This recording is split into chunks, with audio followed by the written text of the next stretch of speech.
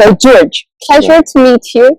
1 year after, we will discuss everything which is new, all the trends, what Luxaviation UK did during this time, and what are most exciting news. So tell me, what is your vision, how the market is changing, what are the latest trends that you can share with us?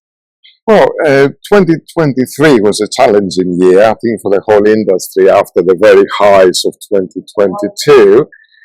24 started a bit slow, but certainly work is picking up.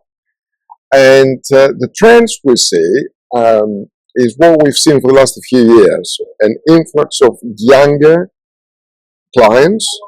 So certainly the average age has dropped. Probably clients from different industries as well. So I think the whole industry now, the whole business aviation, start getting more YouTubers and influencers and people. So they're changing. They are changing. Of course, we still have the traditional clients, the people are in property, hedge funds, private equity. They're still the main part of our clientele. But there are new people coming into the industry, which is encouraging. What is about new people you're telling? They are coming to the industry. How the demand is changing? What are expectations you see a little bit different from those new clients? I think the younger people have less expectations when they use a private jet to the old school traditional client that they wanted a simple service and top-end catering. Younger people are a lot simpler. Open-minded? Very open-minded. We give, for example, catering, which is an indication quite often of what the kind of clients they are. We get very much Asian food, sushi, becomes very, because people are more cautious about what they eat these days. But at the same time, we have people that order McDonald's. So this is a little bit different. Would you say that sustainable aviation is still a topic #1? If not, how is changing? Because now we are talking more about efficiency, not only sustainable aviation. Maybe because people they are getting tired of using the same sustainable aviation terms and so on. What is, from your perspective, should we work more on the efficiency or keep going with sustainable aviation? We've been talking about sustainability for a number of years, and quite rightly, people are very concerned. As an industry, I always said we don't do enough to get the message out there. Business aviation is doing an awful lot for sustainability. Manufacturers are working really hard. We've got sustainable aviation fuel. We've got AI now that is kind of making routing more efficient. So there are considerable savings. As an industry, we've always been regulated, I would say over-regulated over the years. So we have learned to deal with new requirements. And sustainability is one of those new requirements for me. Now, I've seen the last few months, the subject starts dropping a bit. There's less talk about it. Still on top of the agenda in many conferences. But efficiency is something we should be maybe talk more about. And there's so much you can do when you fly an aircraft. And for the time being, we are stuck with fossil fuels, using SAF, providing it's available. It's great because we're heading towards this net zero we all try to achieve by 2050. Yeah. Someday. We go electric aviation, that starts taking shape, and here in the next couple of years that will become a reality, if not sooner. But for me, electric aviation is not fully sustainable.